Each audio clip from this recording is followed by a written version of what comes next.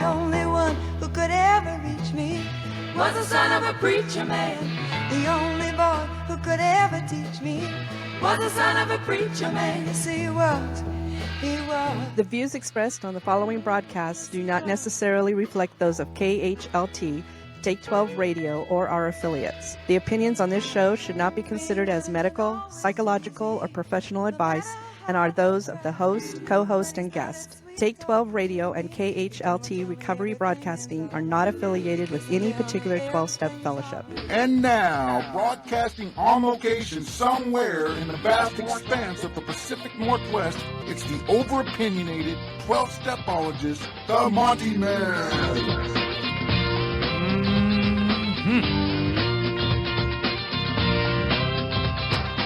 Zippity-doo-dah!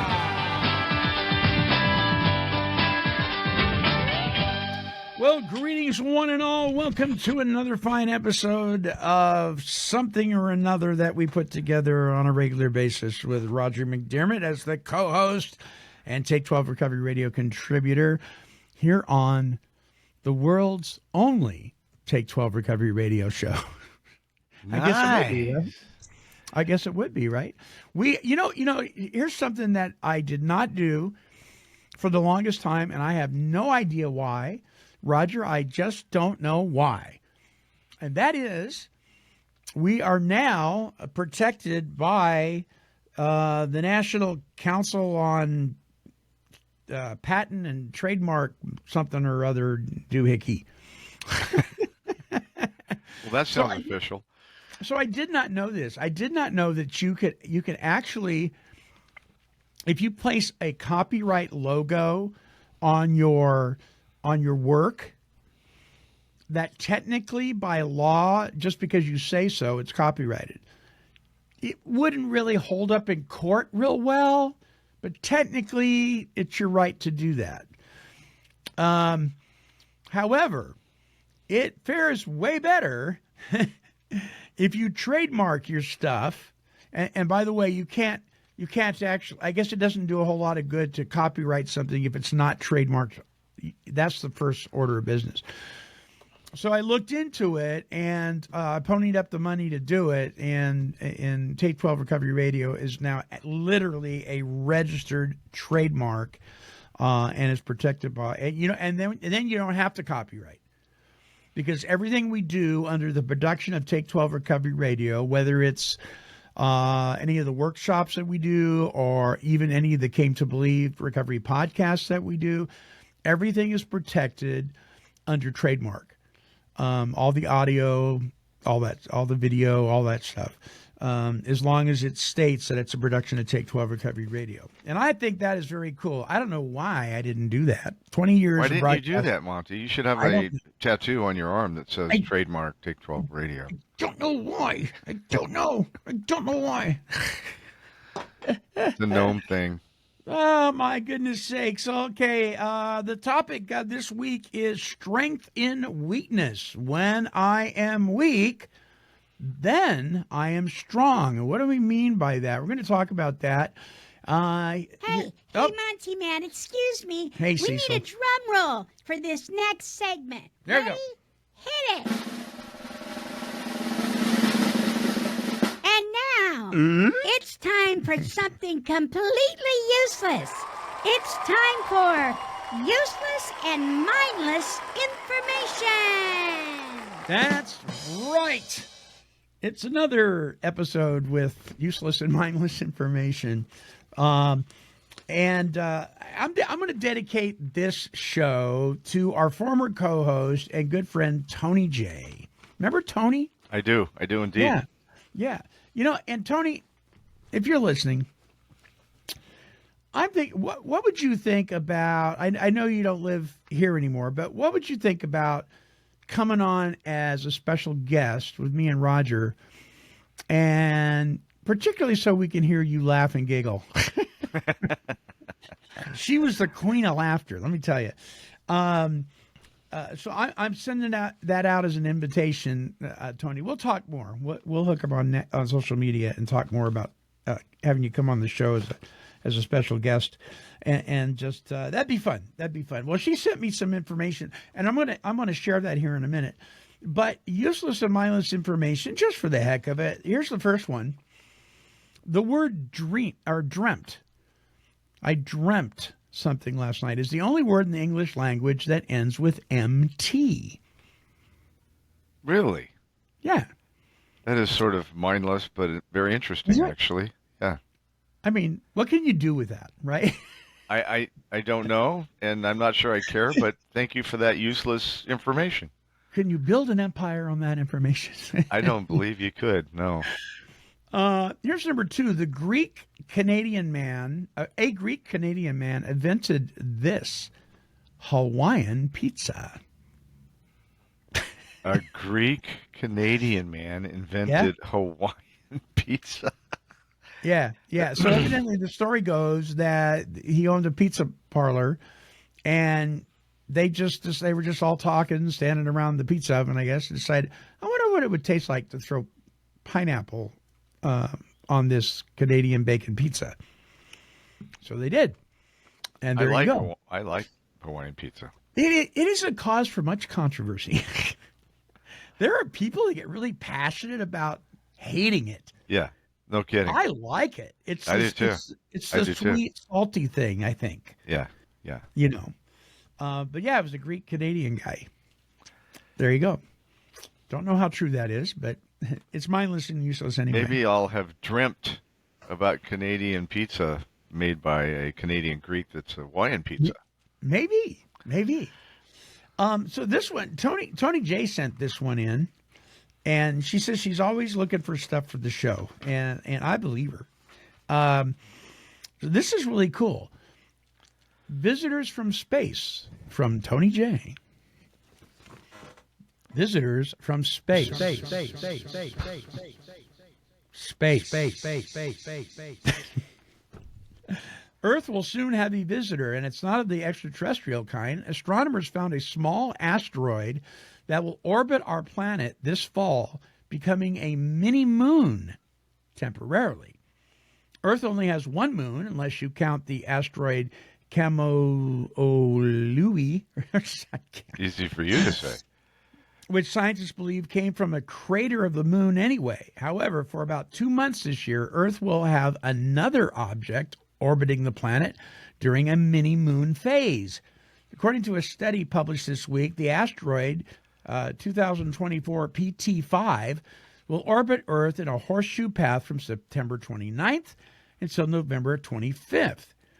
Asteroid 2024 PT was discovered on August 7th using the Asteroid Terrestrial Impact Last Alert System, or ATLAS, a NASA-funded instrument in Sutherland, South Africa. The ATLAS Observatory consists of telescopes across Hawaii, Chile, and South Africa that scan the skies every night looking for new objects. Now, here's the thing that just cracks me up. You will likely not be able to see the mini-moon because the object is only 30 feet across. Oh, my gosh. You know, Very big. mini-moon. Yeah. And, yeah, there you go. Well, here's an interesting question. Why do I need to know that when I can't see it? Now, I was all ready to look for it for a couple of months, and I won't be able to find it, Monty. Yes, but Tony worked really hard to get this useless information to us. She broke down the door. You know, we have bodyguards and protection so people won't just come in here and demand my autograph. It's hard to get into. It's hard to get to us. The paparazzi. No, it's not. The paparazzi are really upset. Did I even pronounce that right? Paparazzi? You said it right. Yeah, well done. And this one's for Tony. Tony, this one's for you because we know how much you love kitty cats. Tony is a cat person. I dare say could be even considered a cat lady, maybe. So, first of all, I got to give this to Tony. Here you go, Tony.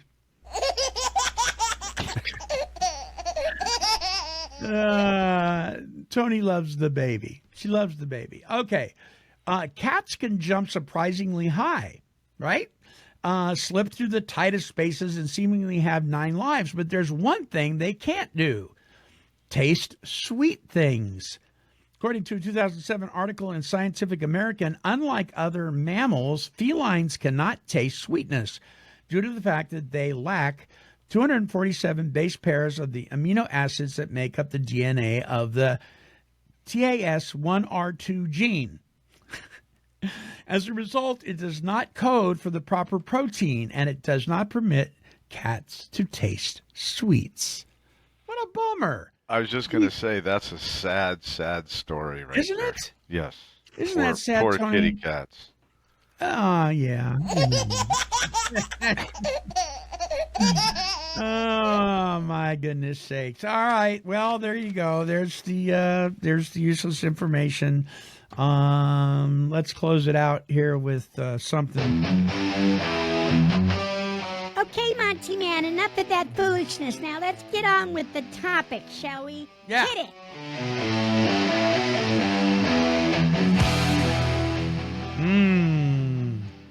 That's a little piece of some heavy metal Christian band. Don't know the name of them. Don't care. Yeah. Okay, where's my notes? All right. We didn't even have a promo. You know what we don't have this time, this episode? We have What? no promo. We have no promo, and we have no closing song. I'm experimenting with the show. I don't know what to say about that, Monty. Oh, well. There you That go. works. Okay, so we there's a lot of paradoxes in recovery, right? We hear them all the time. You know, can't keep it unless you give it away. Yeah, it's the only one I can remember. Listeners, just so you know, Roger made me get up really early to do this show. I'm struggling. No, you're not.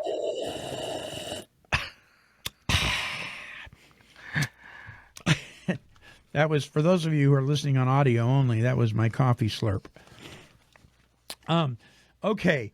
Oh, by the way, Dusty Springfield was the artist at the beginning of the show there. The only one that could ever teach me was the son of a preacher man. You know what? I don't know. I'm not sure what that really means. It could be kind of suggestive. I don't know. Monty. I just don't know. Dusty Springfield. Okay.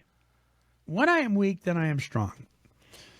So, certainly does seem that way, doesn't it? But man, I don't know, with our pride and ego, especially when we're new in recovery or new in our relationship with God, that can kind of challenge it. You know, what do you mean I'm strongest when I'm weak? What are you talking about? You know, I mean, I've worked really, really, really hard to get where I am, you know, in my job, in my relationships, you know, don't I get any credit for that? I mean, it can challenge our ego a little bit, but I got to tell you, Roger, and I knew that to be true, but I didn't like it.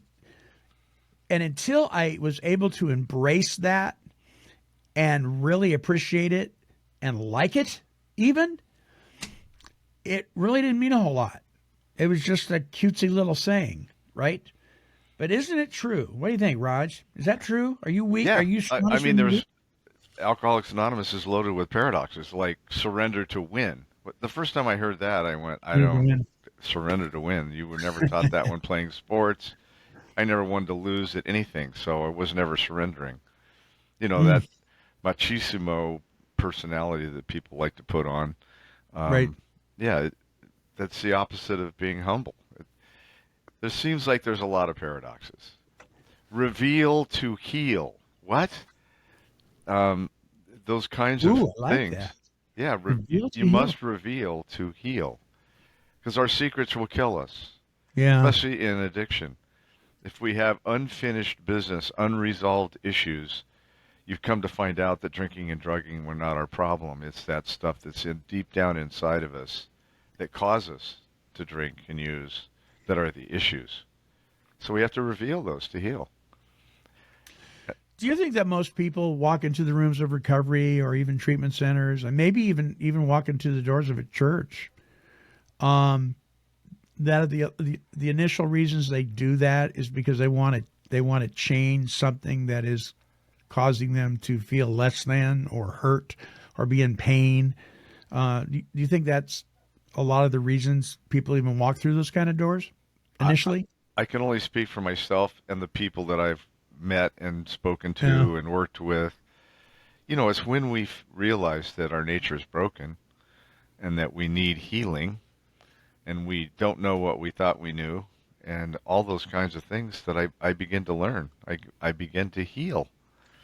And so, but that's not how our mind thinks naturally. Our nature is our problem. Sure. Yeah. Yeah. There's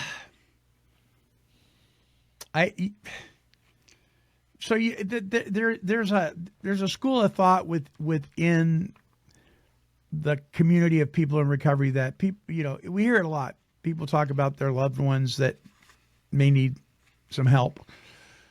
Well, until he really wants it, he's not going to get it. And I used to think that, but I'm not so sure. I don't know that you need to want it to get it. I think I don't know too many people that wanted to walk into the 12-step rooms. Not initially. They went. I don't know that they wanted to go. I don't know too many people that wanted, to go to treatment. I think you'll be intervened on. We have talked about this before. You're going to be intervened on. There's going to be an intervention. It's either going to be from, your spouse, your best friend, your employer, Johnny Law, the coroner, but you will be intervened on, and you're probably not going to want it, right? I think Dr. Bob said you have to want to. It's a want to. Yeah, that made sense to me. You have to want to. I had to admit that I didn't know, and I wanted to learn. I had to admit that wherever I went, I eventually had to realize that I was the problem. That moment of clarity, it talks about when we're at the crossroads, and we're having that moment with ourselves, and the consequences of your actions are nobody's fault but your own. Those are the kinds of moments that start to bring clarity to the point where, wherever I go, there I am, and I'm the problem. And it wasn't drinking and using. Now I'm not medicating myself anymore.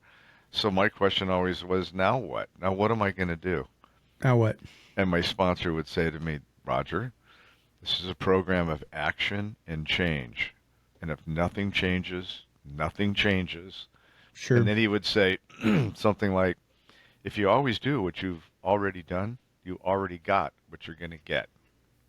And I had to chew on that for a while, but I realized that doing the same thing over and over again wasn't getting me anywhere, even without drugs and alcohol.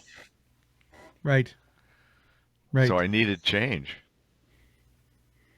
So the interesting thing about me, or the interesting thing that I've noticed, and it's exciting to watch as well as heartbreaking to watch sometimes, is when folks come into the rooms of recovery or a spiritual path, let's say church or synagogue or coffee club or whatever, where you're focusing on your spiritual growth.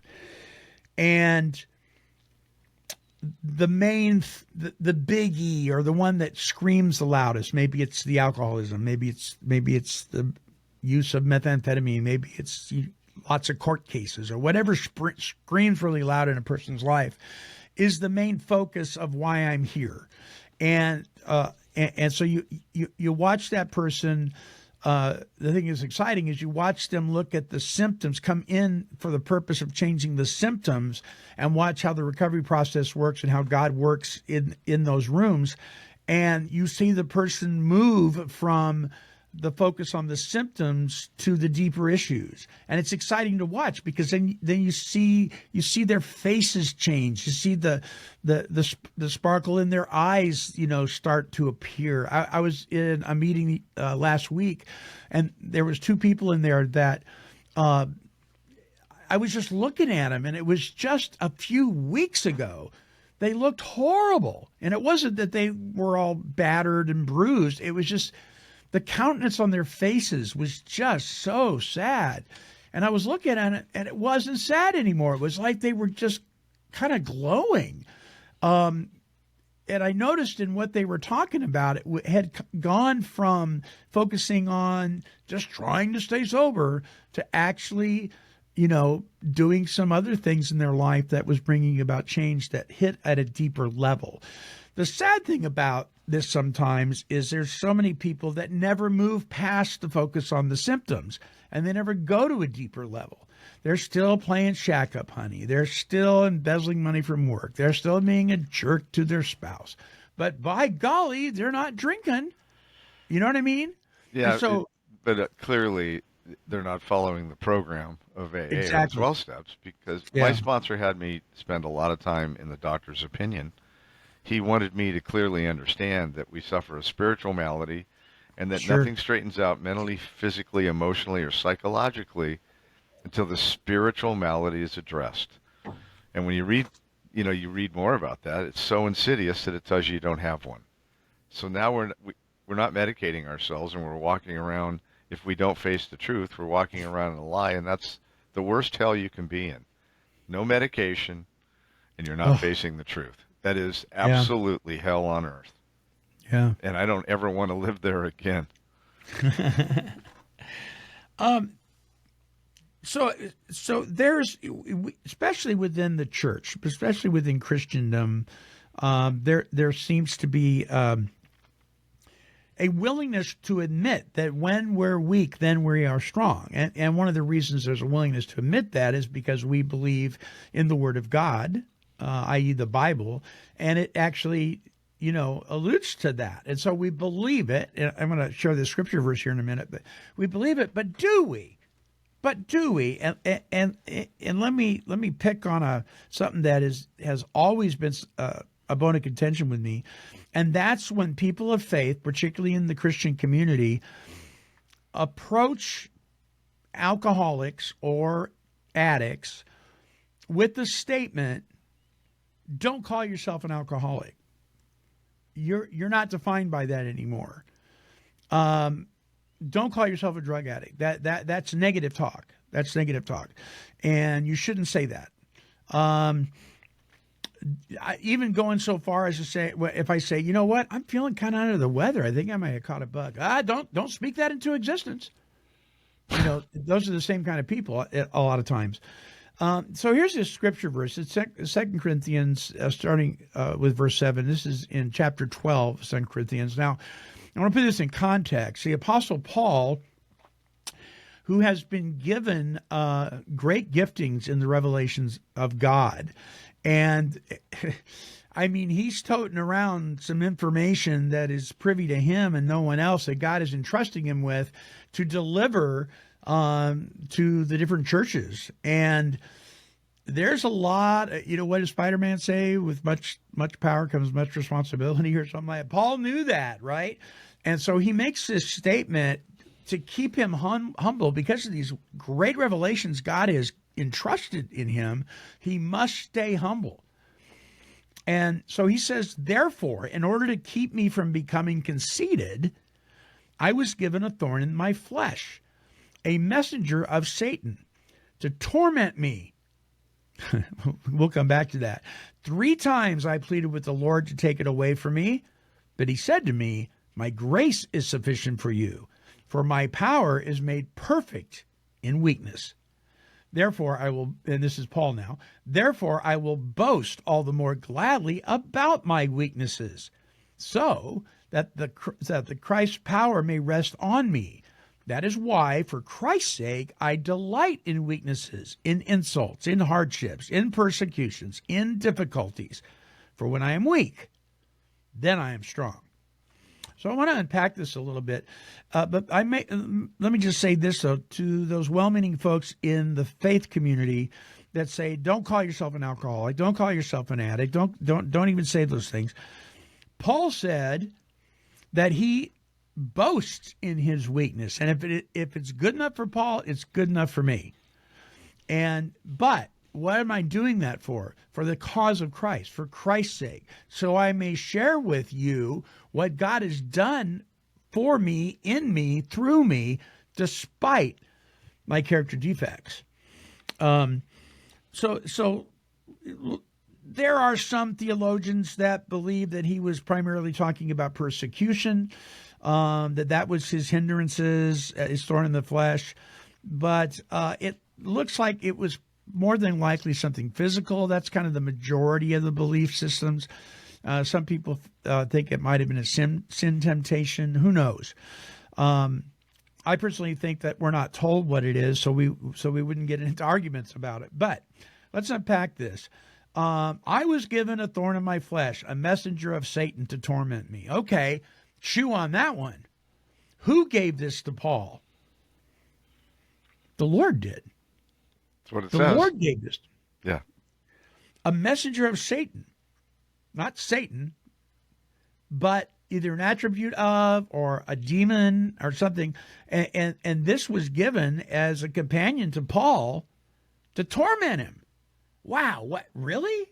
The God of love? That's this? And so this is kind of, not real comfortable for Paul. So he says 3 times, I pleaded. Some translations say, I begged. I pleaded with the Lord to take it away from me. But this is how God responds to him. My grace is sufficient for you, for my power, not Paul's, is made perfect in weakness.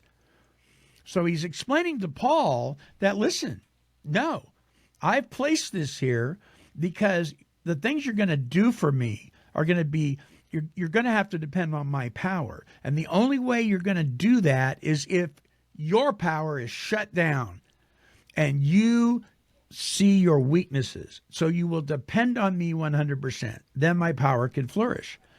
He says, therefore, this is Paul now. So he's saying, this is what I'm going to do. I will boast all the more gladly about my weaknesses. Really? Yep. So when I'm somewhere and I'm speaking, particularly in recovery circles, and I introduce myself as an alcoholic, it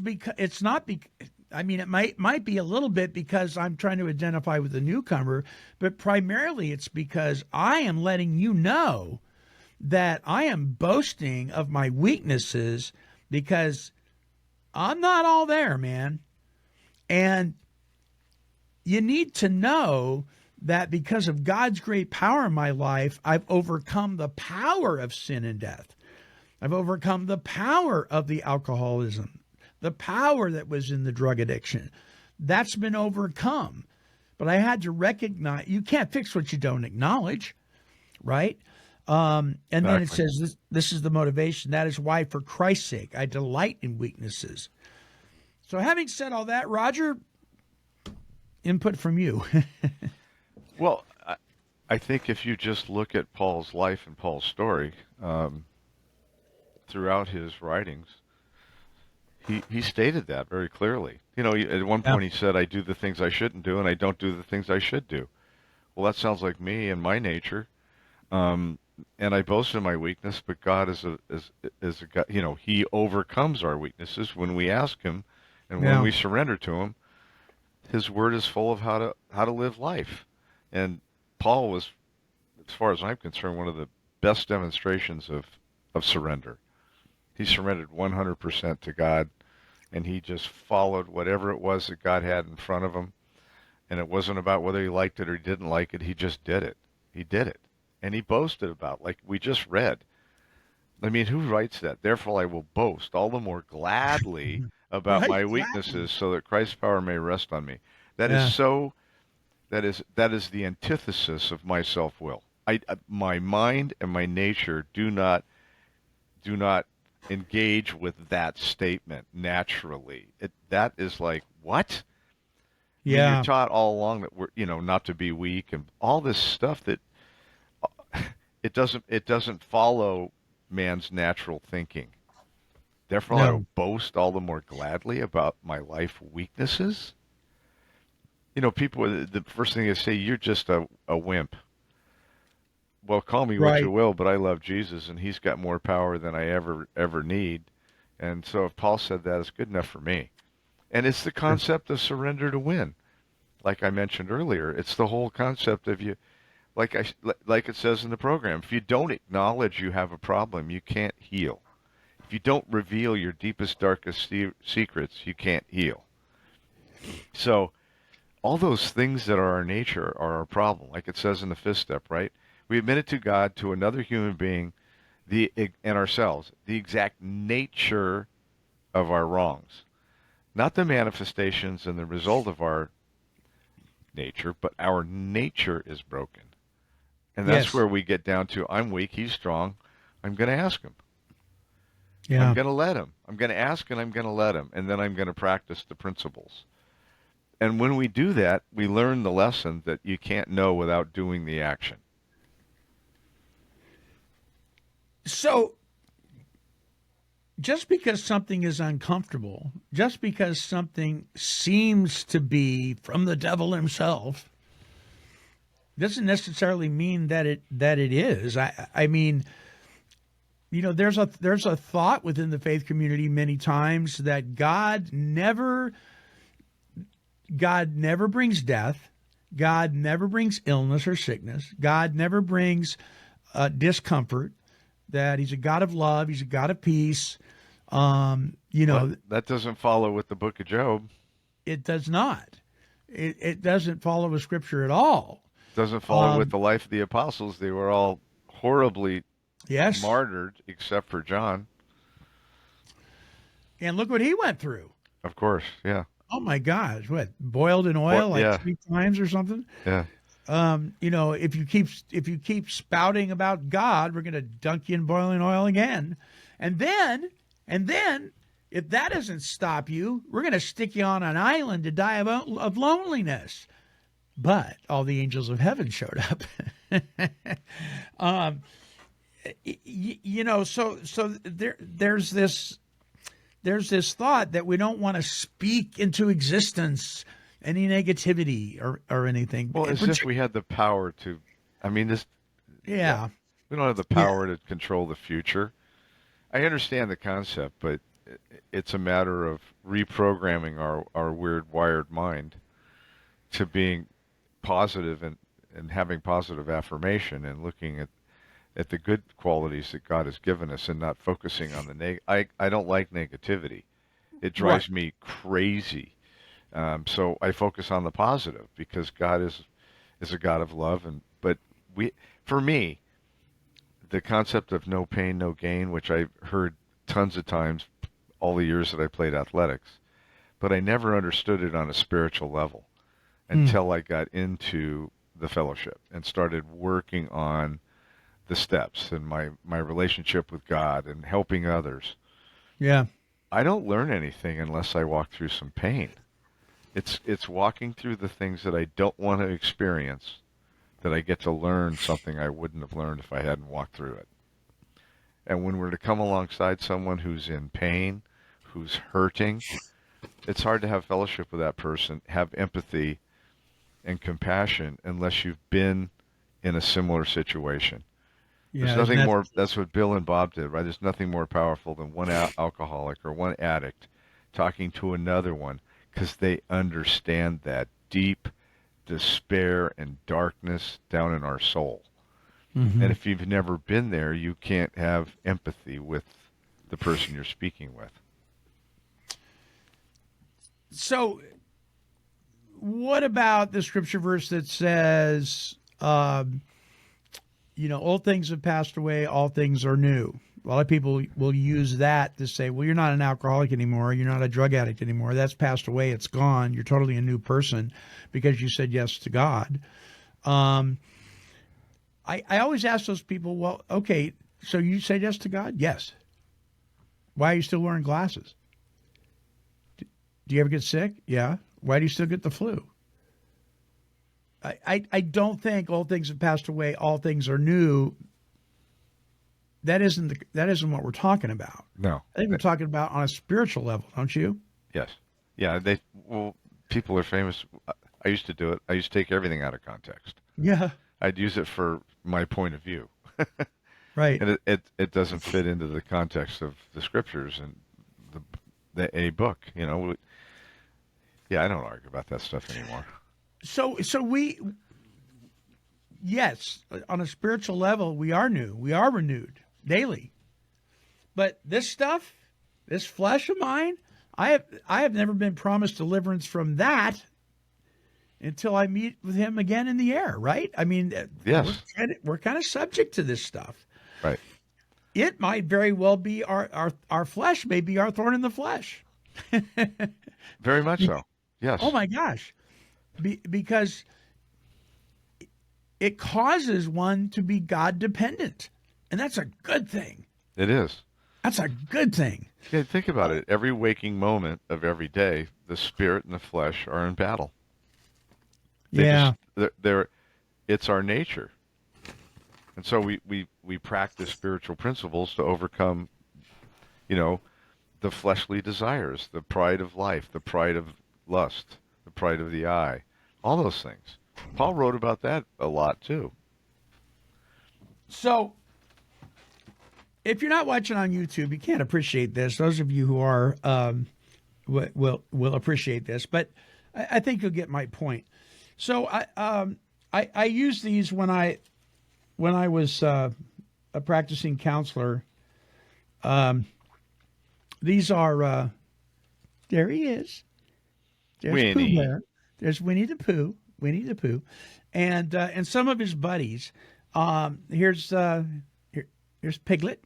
There's Piglet. Yep. Hi. And there, of course, is Tigger the tiger. Tigger. And then, really, my favorite character of all time, and that is Eeyore. Eeyore. So let me talk about these guys for a minute. So Piglet is and therapists have used the characters from Winnie the Pooh for years to identify with their clients. So Piglet is the codependent. If you have ever watched Winnie the Pooh and the Blustery Day, Al's house falls down. And Al lives in a tree, and his house falls down. Or he lives up at the top of the tree. Piglet lives in the bottom. And no, I get that wrong. Al lives in the tree. Let me get this right. And Piglet invites Al, Al, you can come live with me. Right? And somewhere in there, Piglet loses his home, but he gives it. He puts himself out on the street, basically, to let Al live in his house. And now he can't take care of himself because he's not taking care of himself. He's just taking care of Al. Tigger, he goes through life. He's the tap dancer, what counselors would call the tap dancer of life. I mean, he just kind of goes. He doesn't take anything seriously. He's always going, jumping up and down and not settling down and taking a moment to breathe. And everything is fun. And then, of course, the forever pessimist is Eeyore. Winnie the Pooh will say, "Good morning, Eeyore," and Eeyore will say, "What's good about it?" That's Eeyore. And so he's the forever pessimist. Now, Tigger's number one enemy is Rabbit.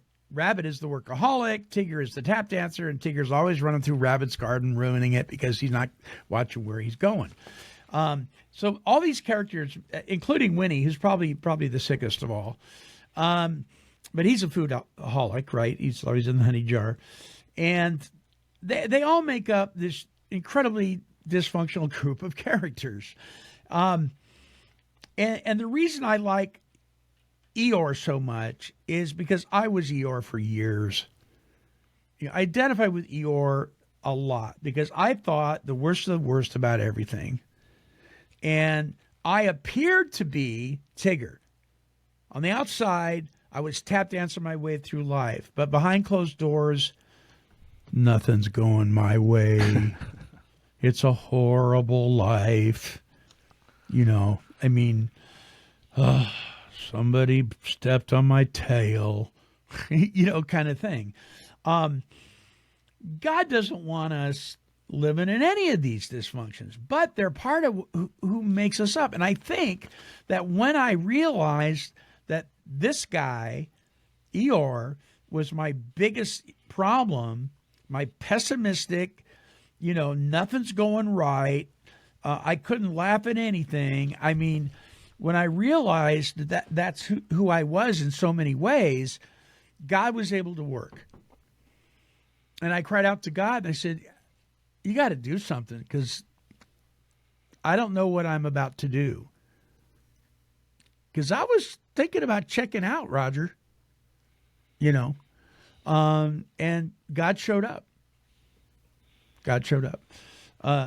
So I don't know. Who are you, listeners? Are you a Tigger? Do you just not take life seriously whatsoever? Are you codependent as the day is long with like Piglet and just always taking care of other people and not yourself?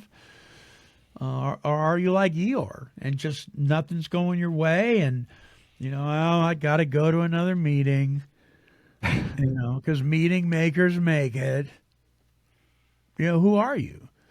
Are you a combination of everybody? You can call yourself Christopher Robin. Who made up all these people in his head so he could function. Who are you? And so my question goes out to you. Who are you in this? And can you admit your weakness so you can become strong? Can you do that? Can you put your pride aside? Can you say you don't got it all together so God can bring it all together? I think that's the essence of the 12-step program. Yeah. It's a matter of changing our perception and our perspective. And grace and mercy change our belief systems. They change how we view life. Is the glass half empty syndrome or half full, right? Is the sky falling? No, the sky's not falling. It's actually full of beautiful clouds. It's our perception that is so warped. Yeah. I like Romans 8:37-39. It says, "No, in all these things we are more than conquerors through him who loved us. For I am convinced that neither death nor life, neither angels nor demons, neither the present nor the future, nor any powers, neither height nor depth, nor anything else in all creation will be able to separate us from the love of God that is in Christ Jesus our Lord." When you start to make those kinds of scriptures, life scriptures that drive the way you think, the way you operate, the way you perceive life, everything changes. And pessimism doesn't exist. I have learned the hard way, the stubborn way, that a problem is not a problem, it's an opportunity. What do I mean? If I don't have the answers, God does. If I take a look at what I might call a problem, it's an opportunity to watch God work and teach me something that I didn't know. So that contrary action concept, it's our feelings and our emotions that drive us to make mistakes in operation in life. And the feelings can be real, but they don't have to be based in truth or fact. They can be real. I mean, I feel X, but why do I feel that way, and what am I going to do about it? I have principles to apply to every situation. There's a ticket. What am I going to do? Surrender to win. Surrender to win. Yeah. And that's why I say it's not woe's me. It's like, okay, now what? Exactly. And there's a difference between the guy that says, yes, I am an alcoholic. Yeah, yes, I'm allergic to alcohol. Yes, right. I'm a diabetic. I need to take care of myself. There's a difference between that and saying I'm just a drunk. Totally different. Totally different. Two different statements. Right. Yeah. If someone says that you're a diabetic, that's a simple fact. Fact is, I have an alcoholic brain, so it doesn't control my life. I don't drink anymore. I've arrested the allergy. So what's your point? Yeah.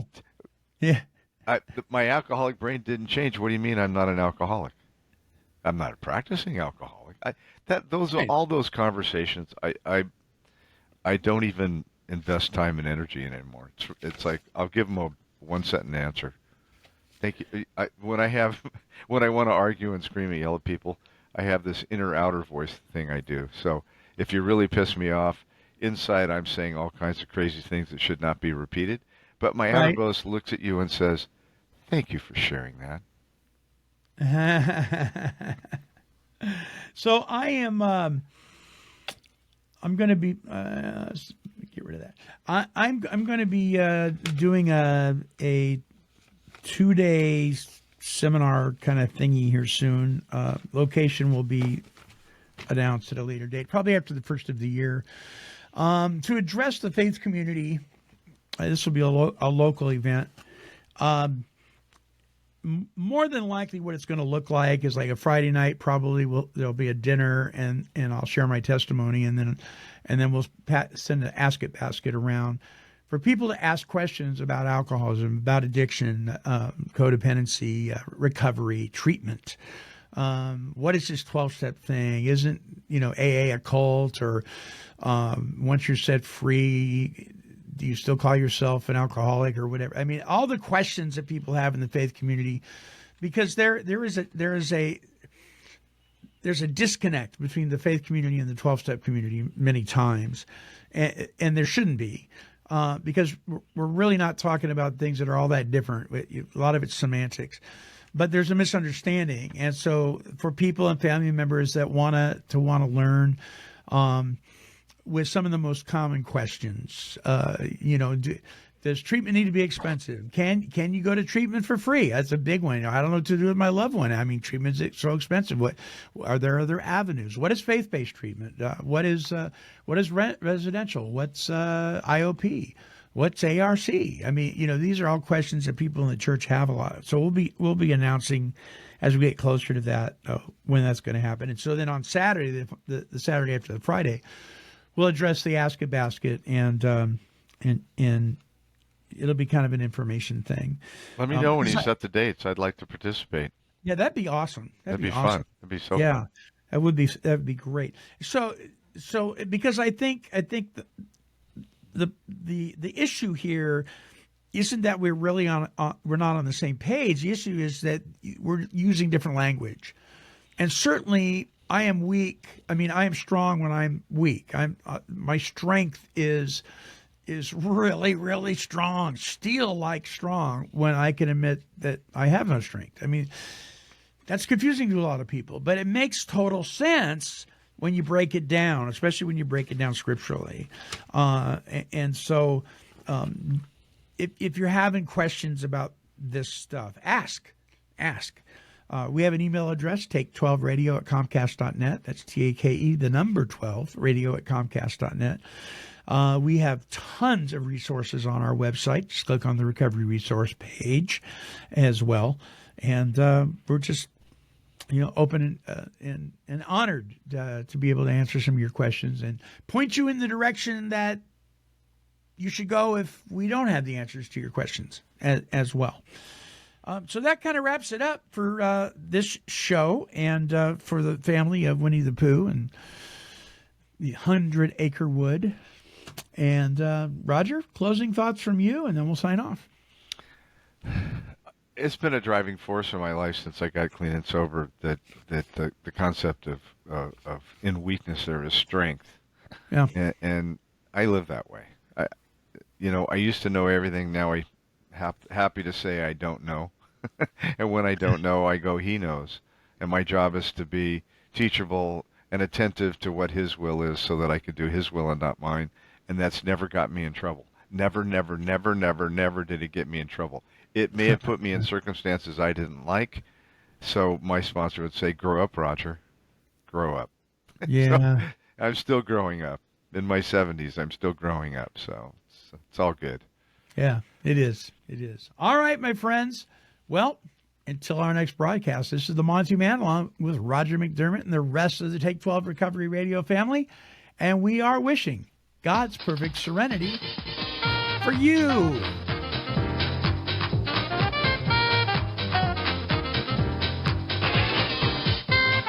This has been a broadcast of Take 12 Recovery Radio and KHLT Recovery Broadcasting.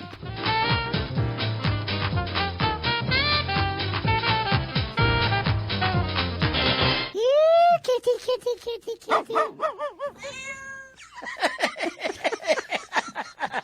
This has been a Chicken and a Pig production.